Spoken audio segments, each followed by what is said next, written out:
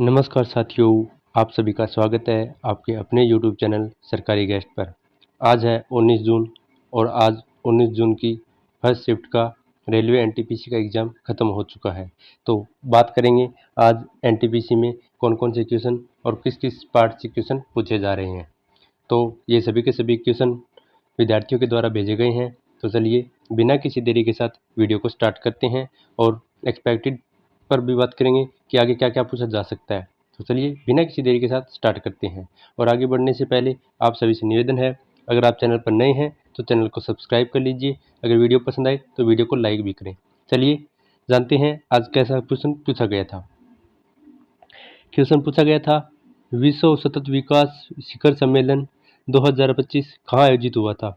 तो इसका सही जवाब हो जाएगा, यह 2025 में दिल्ली में आयोजित हुआ था, जो कि 5 से 7 मार्च तक आयोजित किया गया था।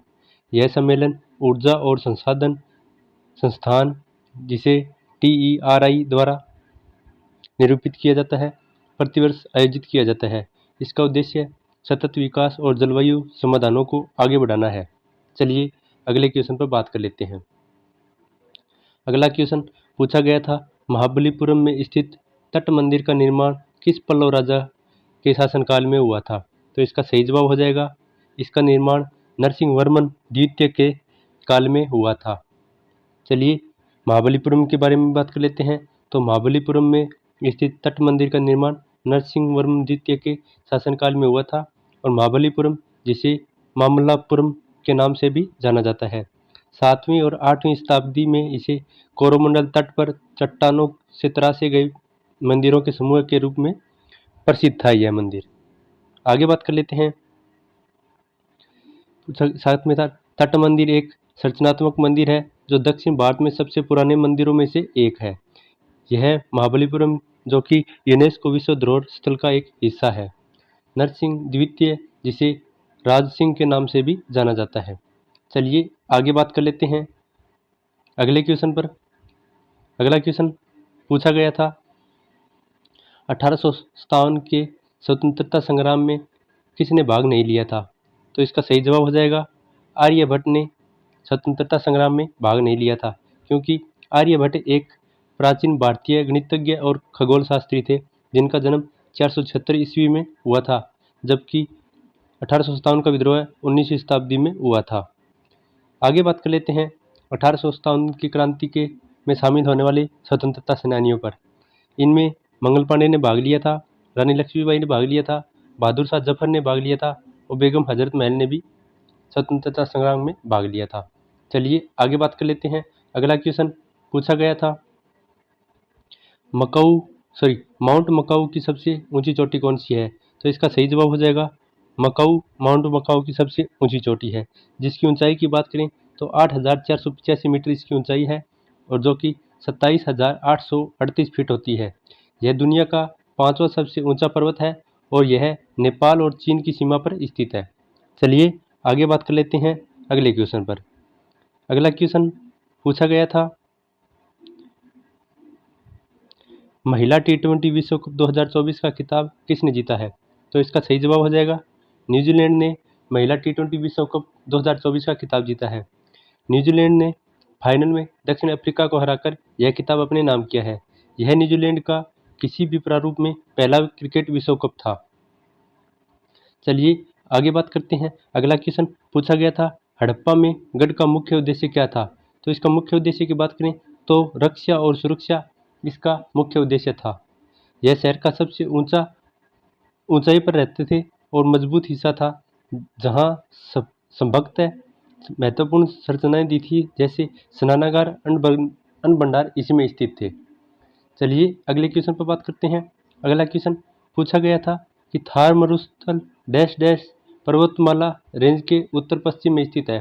तो इसका सही जवाब हो जाएगा, थार मरुस्थल अरावली पर्वतमाला के उत्तर पश्चिम में स्थित है।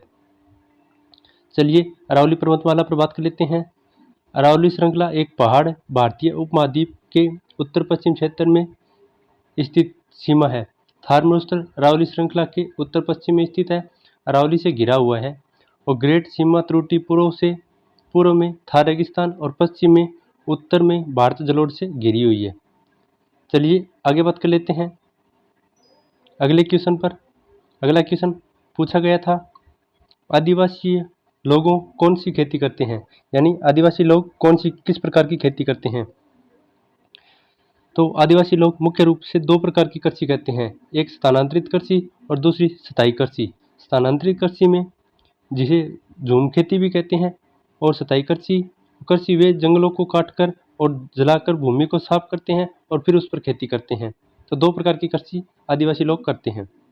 अगर वीडियो पसंद आ रही है तो वीडियो को लाइक करें और साथ ही साथ चैनल को सब्सक्राइब करें, क्योंकि आगे आने वाली वीडियो बहुत ही इंपॉर्टेंट होने वाली है। सभी एनालिसिस वीडियो इसी चैनल पर मिलेंगे। तो अगला क्वेश्चन पूछा गया था, भगवान बुद्ध के अवशेषों को रखने के पात्र को क्या कहा जाता था। तो इसका सही जवाब हो जाएगा स्तूप कहा जाता था। चलिए बुद्ध के बारे में कुछ बात कर लेते हैं। बुद्ध के निर्वाण यानी महापरिनिर्वाण के बाद उनके पार्थिव अवशेषों को विभाजित कर कई स्थानों पर स्तूप में रखा गया था। और स्तूप मूल रूप से एक गुंबदाकार संरचना होती है जो पवित्र अवशेषों को रखने के लिए बनाई जाती है। एक करंट जीके थे, एक स्कीम पूछी गई थी, the smart city mission was launched in the year, यानी स्मार्ट सिटी मिशन कब लॉन्च किया गया था। तो इसका सही जवाब हो जाएगा जो कि 2015 में शुरुआत की गई थी स्मार्ट सिटी मिशन की। चलिए आगे बात कर लेते हैं अगले क्वेश्चन पर। अगला क्वेश्चन पूछा गया था, हड़प्पा सभ्यता में गढ़ यानी सिटाडेल का मुख्य कार्य क्या था। तो इसका सही जवाब हो जाएगा ऑप्शन डी, प्रशासनिक कार्यों एवं विशेष कार्यों का संचालन, जो कि हड़प्पा सभ्यता में गढ़ का मुख्य कार्य था। चलिए हड़प्पा सभ्यता के बारे में थोड़ी सी और चर्चा कर लेते हैं।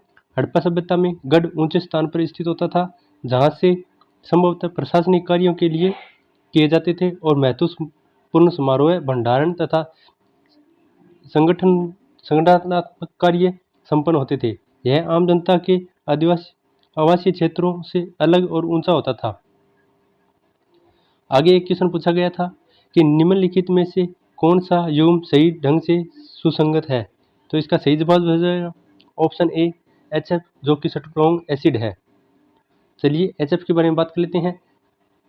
HF में F किसी भी क्षारीय प्रबलता की अधिकता को होती है, क्योंकि HF एक कमजोर अम्ल है और उसका संयुग क्षार F की तुलना में अधिक प्रबल होता है। तो इसका सही जवाब हो जाएगा ऑप्शन ए, स्ट्रॉन्ग एसिड के रूप में।